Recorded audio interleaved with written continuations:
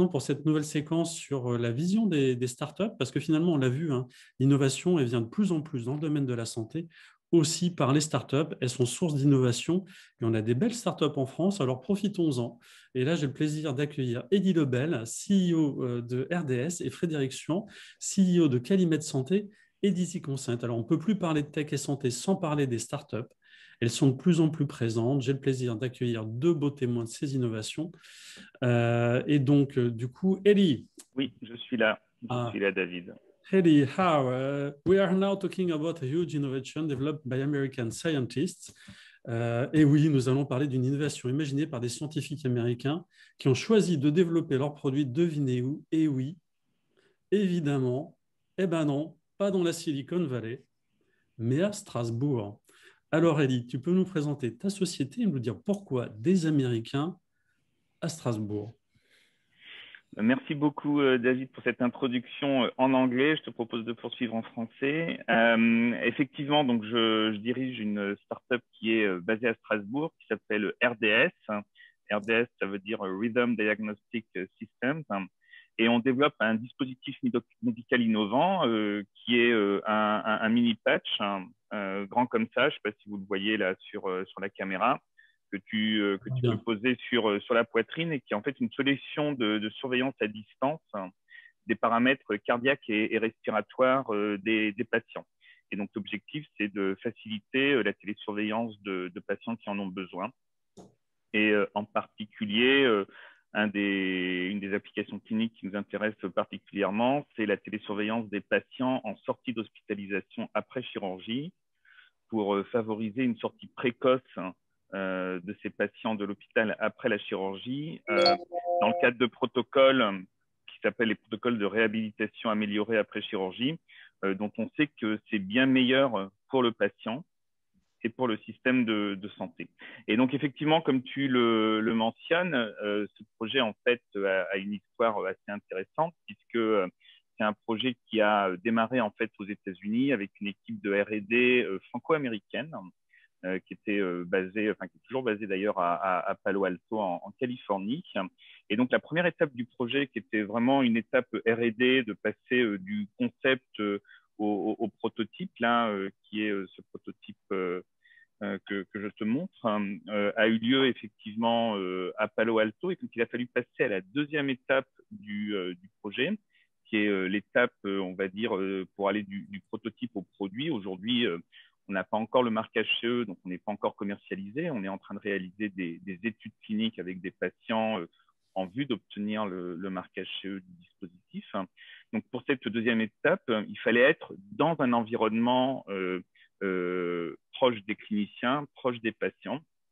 Et donc, l'initiateur du projet, qui est un serial entrepreneur franco-américain qui s'appelle Sam Elletz, qui connaît bien les États-Unis et qui connaît bien la France, a pris des contacts avec les équipes du CHU de Strasbourg, en particulier l'Institut hospitalo-universitaire de Strasbourg et l'IRCAD, qui est dirigé par une personnalité remarquable qui s'appelle le professeur Jacques Maresco, et l'accueil a été enthousiaste.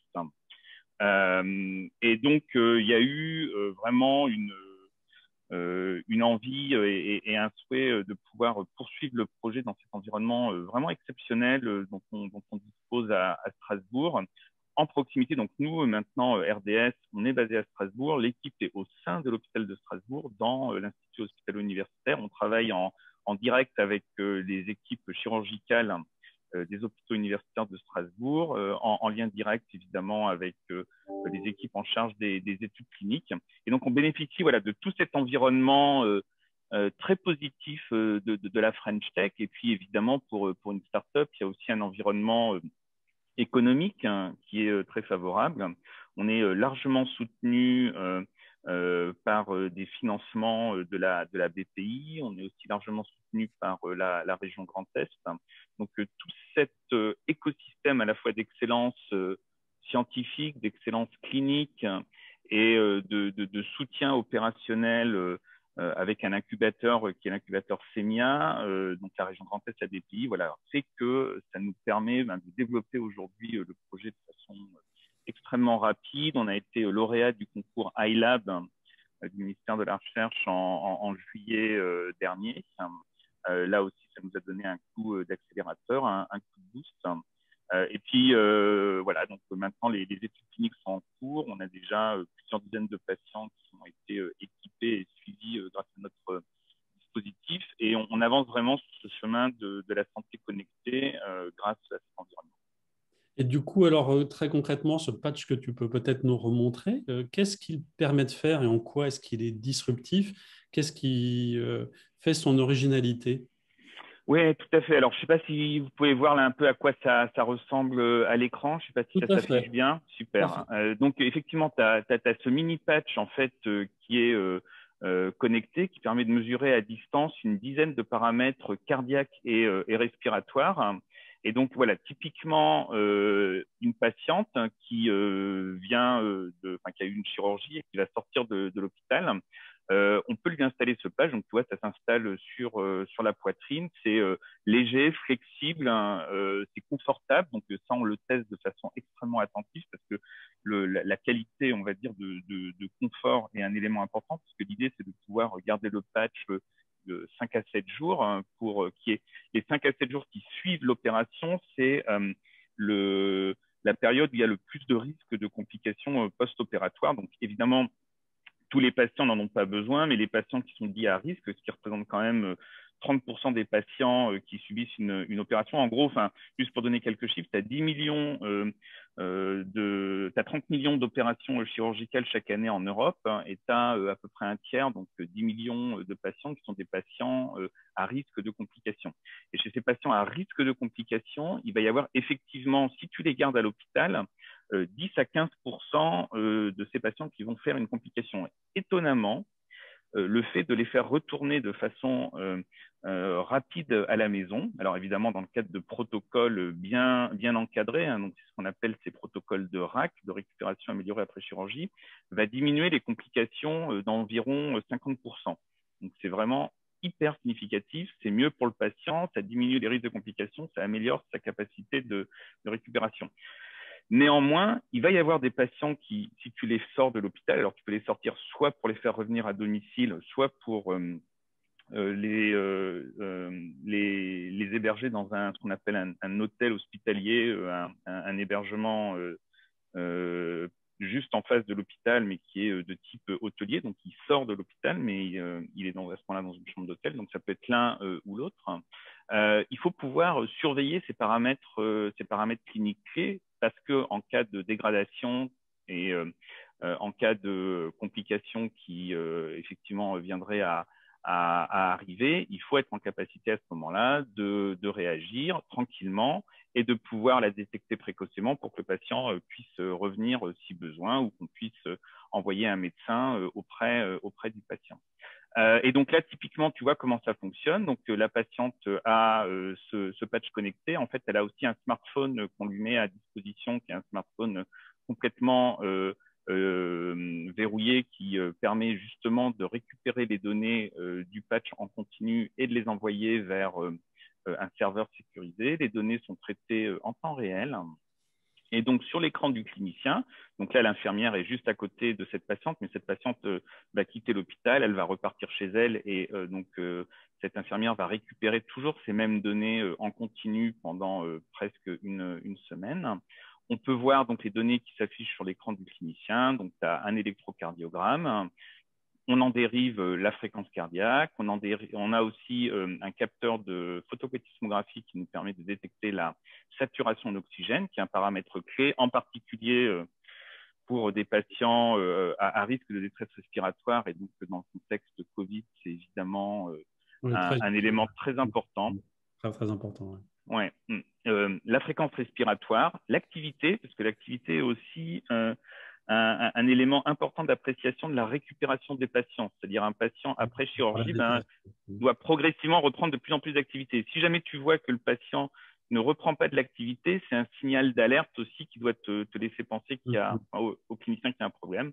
La température cutanée, et puis bon, un paramètre un petit peu plus technique qui est le temps de transit du pouls. Je ne m'étendrai pas là-dessus, mais c'est un paramètre qui est potentiellement très intéressant parce que les variations de le temps de transit du pouls, pulse transit time en anglais, corrèle avec les variations de pression artérielle.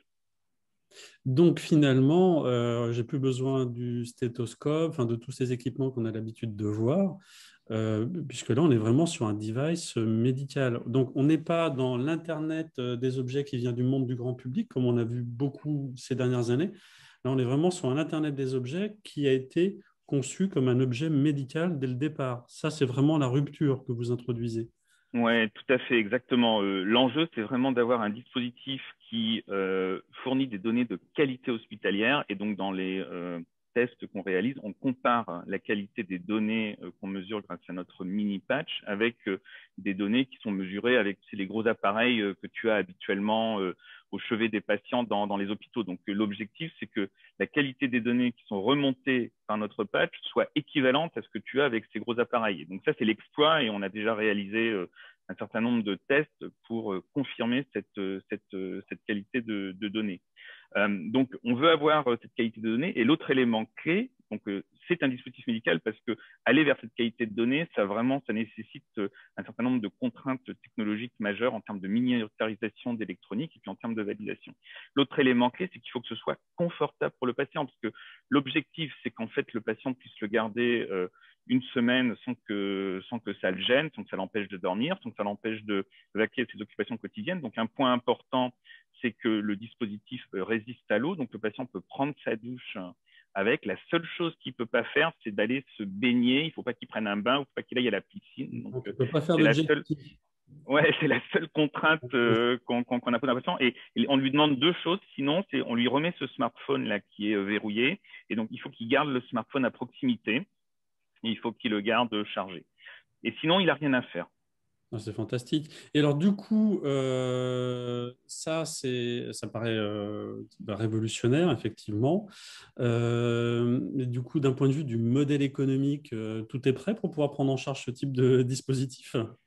Alors, non, c'est un excellent point. Donc, effectivement, il y a tout un travail sur le modèle économique. Alors, comme tu l'as compris, on est basé à Strasbourg, mais on a des ambitions internationales. Donc, les modèles économiques peuvent varier d'un pays à l'autre. La France est quand même un pays exceptionnel.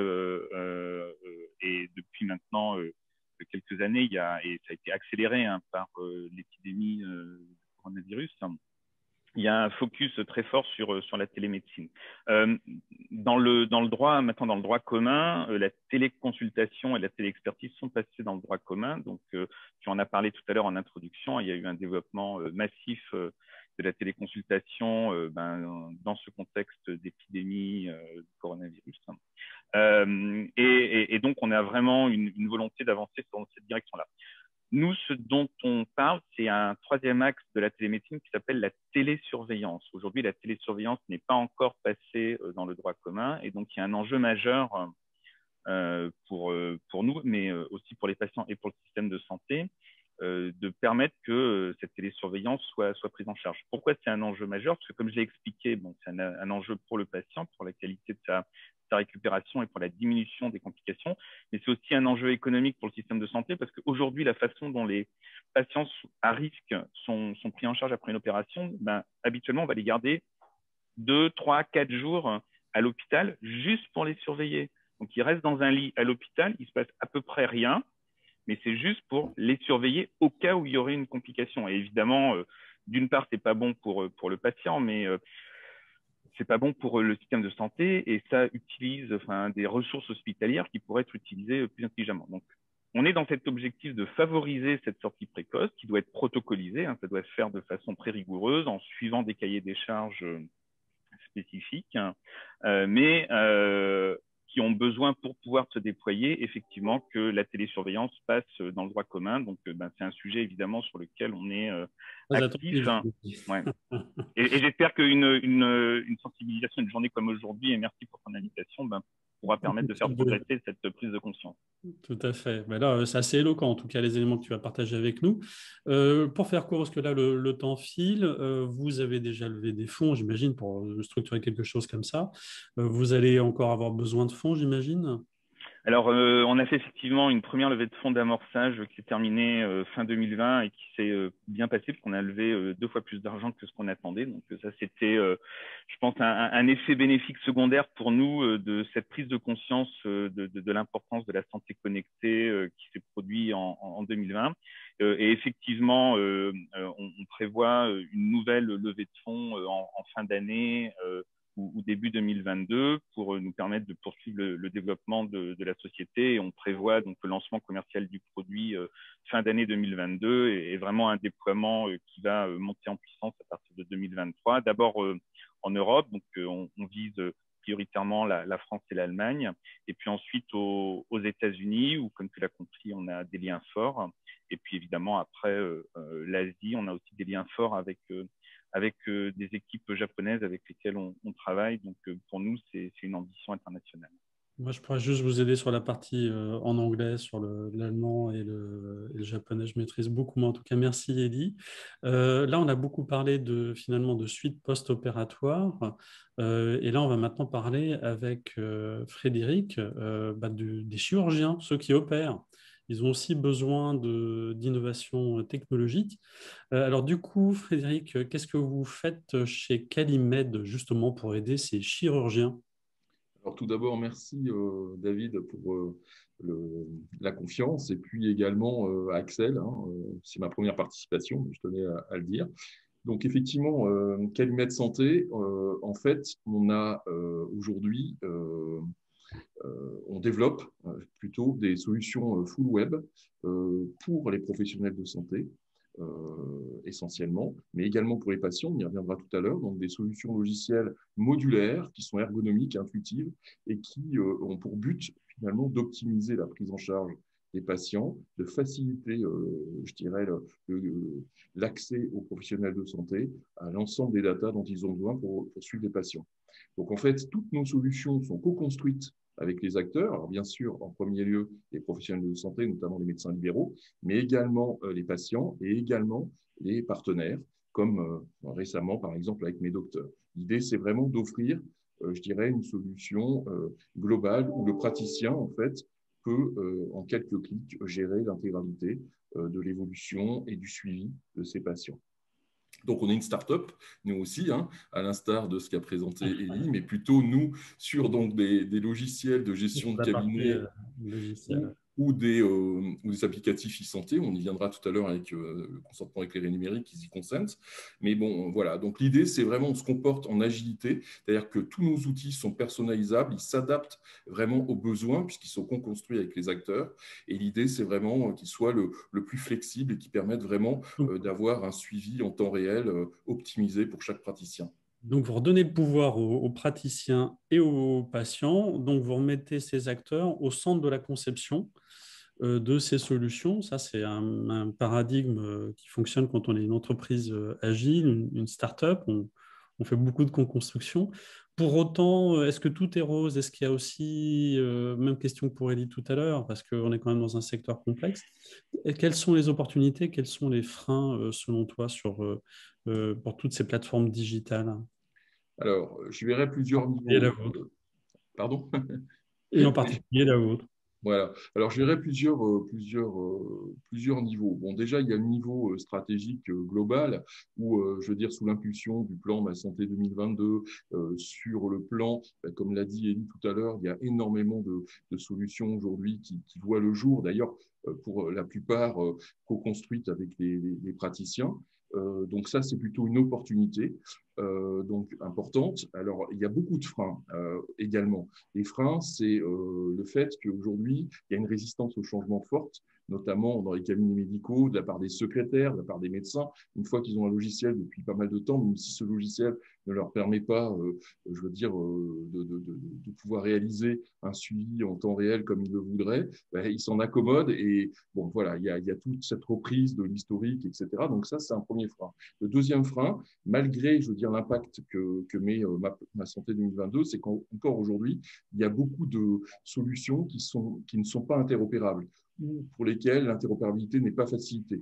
Donc là, le but, et nous, c'est ce qu'on offre, hein, c'est que notre solution soit vraiment interopérable en amont avec tout ce qui est objets connectés, acteurs de télémédecine, et en aval avec les établissements de santé, permettre vraiment un parcours ville-hôpital le plus fluide possible et le plus sécurisé, bien sûr, possible. Donc, c'est vraiment ça. Parce qu'en fait, ce qu'il faut bien comprendre, c'est, on parlait des chirurgiens tout à l'heure dans ton introduction, les chirurgiens libéraux, ils sont capables de changer de plateau technique. Donc, ce qu'ils ont besoin, c'est de conserver leurs données et d'avoir leurs données, quelles que soient les circonstances. Donc, même s'ils changent d'établissement de santé, ils ont besoin de pouvoir tout avoir. Donc, en fait, notre logiciel médical pilote tout et envoie les informations nécessaires au dossier patient informatisé des établissements de santé. En fait, le besoin, c'est pas tant d'avoir N dossiers médicaux, c'est-à-dire un dans chacun des établissements. Si imaginons que je sois chirurgien, ce n'est pas le cas, hein, vous ne voulez pas que je vous opère, mais imaginons que je le sois. Donc, avoir N dossiers dans plusieurs établissements médicaux, plus mon cabinet en ville.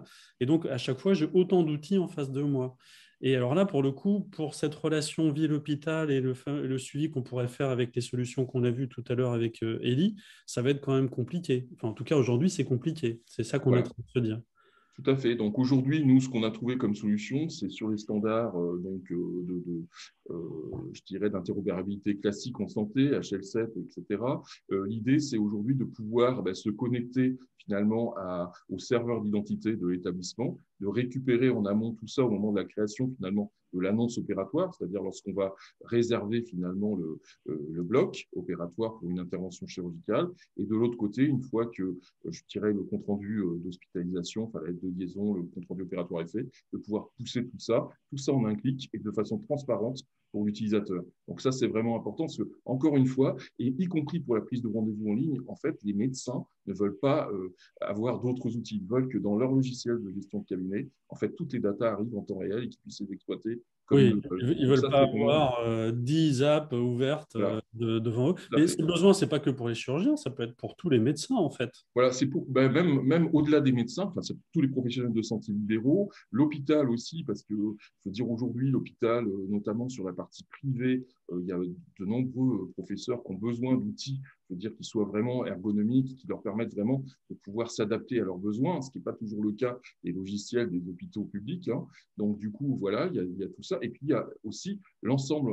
Alors je ne sais plus, c'était une des intervenantes tout à l'heure qui parlait de la structure de proximité, hein, c'est-à-dire le médecin traitant, l'infirmière, le kinésithérapeute, enfin, etc. Tous les acteurs, qu'ils soient médicaux, psychosociaux, en fait, c'est vraiment, voilà, notre outil s'adapte à tous ces besoins. Hein, et tout ça en solution SaaS, donc accessible de partout, de son smartphone, c'est responsive, enfin voilà. Alors, ce n'est pas une question piège, hein, Frédéric, mais là, je vais prendre aussi la casquette. J'ai pris celle du chirurgien, je vais prendre celle du patient. Bon, bah, c'est super, toutes ces solutions technologiques, mais moi, en tant que patient, enfin, est-ce qu'on me demande mon avis? Comment on s'assure qu'on me demande mon avis, finalement, dans cette histoire-là?